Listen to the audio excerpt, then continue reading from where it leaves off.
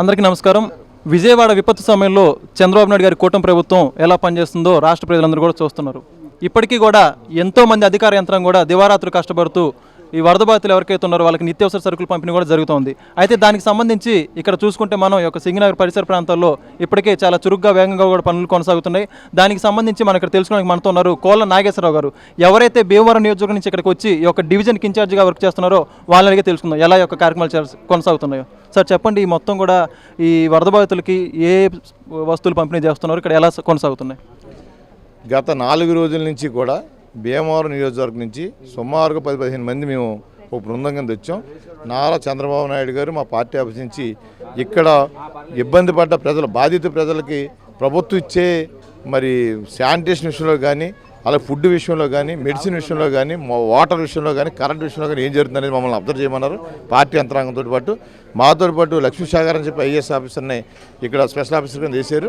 మొత్తం ఈ 30 డివిజన్లో 6 సచివాలయాల పరిధిలో ఉన్నాయి. దీనిలో ఇప్పుడు వరకు కూడా మేము బుడమేరు కూడా ఉంది, అక్కడ గండి పడ్డది రైల్వే ట్రాక్ కింద. నిన్న నారా చంద్రబాబు నాయుడు ముఖ్యమంత్రి గారు కూడా విజిట్ చేశారు. ఆయన నేను ట్రాక్ మీద ఉండగానే ట్రైన్ రావడం కొద్దిగా ఇబ్బందికర పరిస్థితి అయింది.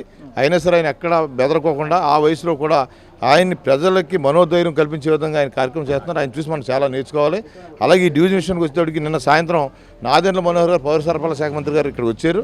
ఆయన చేతుల మీదుగా మేము బియ్యం, అలాగే కందిపప్పు, మినుములు, పంచదార, అలాగే బంగాళదుంపలు, ఆనియన్స్ అన్నీ కూడా ప్రతి రేషన్ కార్డు ప్రతి ఇంటికి కూడా అది బిలో అనేది ఏం కాకుండా ఈ డివిజన్లో ఉన్న ఎన్ని అయితే కార్డులు ఉన్నాయి అంత కార్డులదారులు కూడా ప్రతి మనిషికి ప్రతి ఇంటికి అందే విధంగా మేము కార్యక్రమం రూపొందించాం. దాని ప్రకారంగా నిన్న సాయంత్రం 7 గంటల మొదలెట్టాం. ఇప్పుడు వరకు కూడా కంటిన్యూస్ నడుస్తుంది. అలాగే ఇక్కడ వాటర్ కూడా తగ్గింది. ఇప్పుడు కొద్దిగా మళ్ళీ బుడమేరులో కొద్దిగా వాటర్ లెవెల్స్ కొద్దిగా పెరుగుతున్నాయని చెప్పి కొద్దిగా కంగారు పడతారు.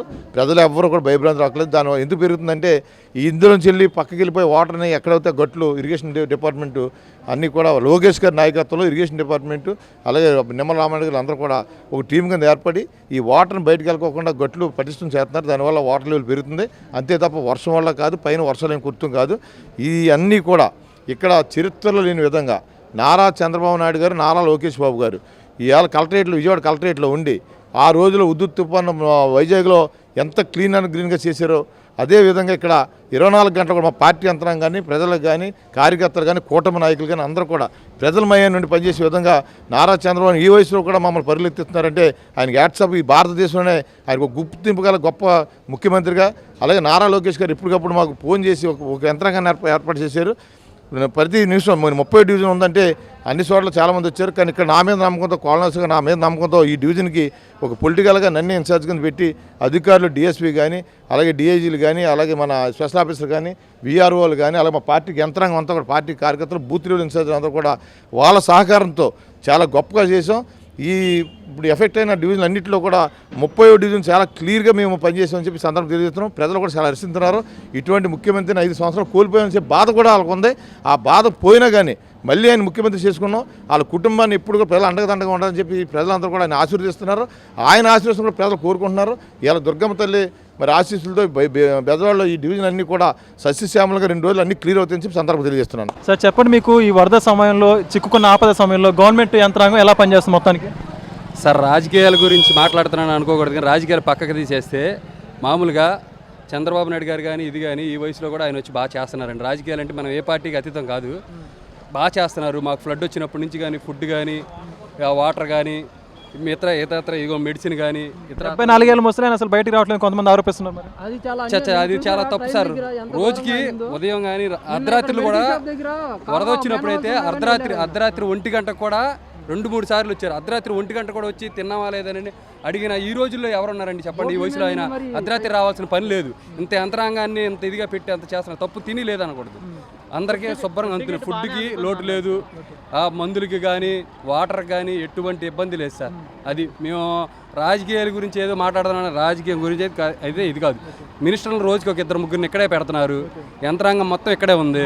ఆల్మోస్ట్ ఎవరికి ఏ ఇబ్బంది లేకుండా అన్ని చేస్తున్నారు. మొన్న వరద తగ్గింది, మొత్తం బ్లీచింగ్తో నీట్గా ఫైర్ ఇంజన్లు పెట్టి రోడ్లు మొత్తం క్లియర్ చేశారు. అంతా బాగానే ఉంది సార్. ముందు జాగ్రత్తగా మెడిసిన్ కూడా ఇచ్చినట్టున్నారు, మీకు వ్యాధి కూడా ఇచ్చారు సార్.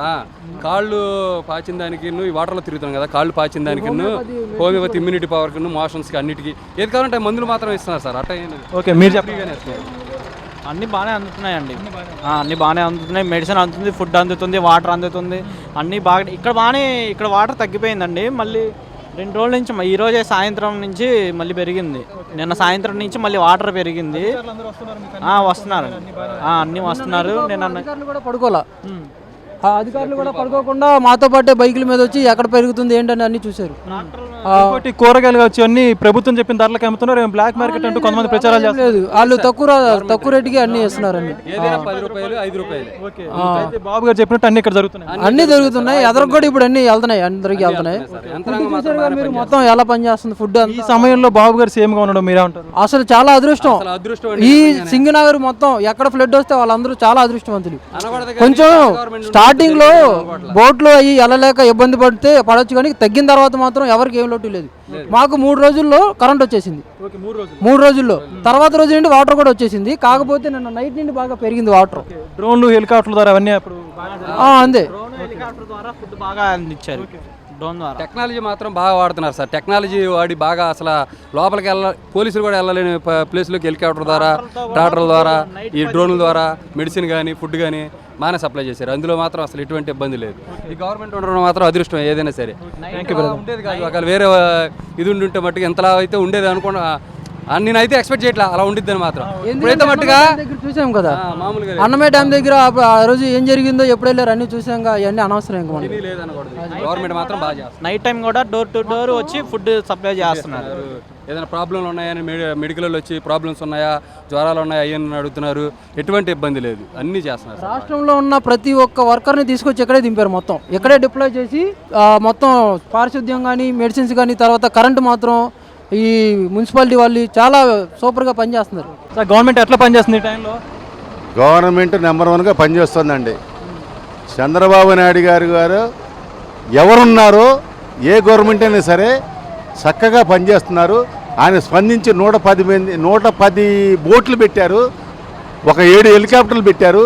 కానీ స్లమ్ ఏరియాలు కొంతమందికి బోట్లు తిరగలేని ఉన్నాయి.